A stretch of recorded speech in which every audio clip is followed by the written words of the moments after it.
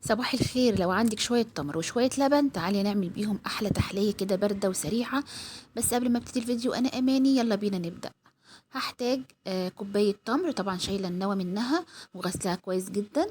بعد كده هضيف معلقة كبيرة كاكاو خام، معلقتين كبار نشا، وعليهم كوبايتين لبن.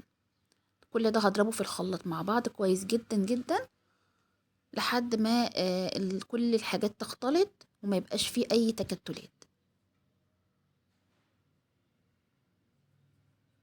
هحط كمان رشة فانيليا.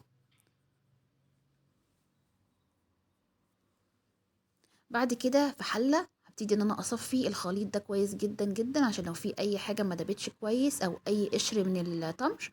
بعد كده هحطهم على النار واحط عليهم معلقة كبيرة زبدة وافضل اقلب فيهم لحد ما يغلوا والقوام يبتدي ان هو يتقل معايا، وبعد كده هطفي النار. تمام.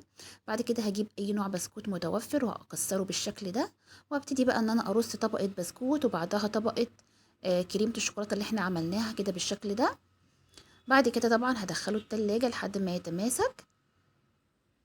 تمام. طبعا انا رصيت طبقه بسكوت وطبقه كريمه وكمان طبقه كمان اهو من البسكوت، واخر طبقه خالص هتكون طبقه برضو كريمه.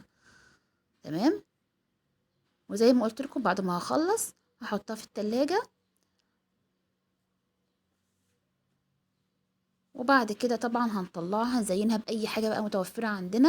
انا زينتها بصوص شوكولاته وشويه بسكوت كده من على الوش وبس. شايفين مفيش اسهل من كده، مكوناتها بسيطه جدا جدا مغذيه سريعه، حاجه كده ترطب في الحر وبس. قولوا رأيكم في التعليقات واشوفكم على خير وباي باي.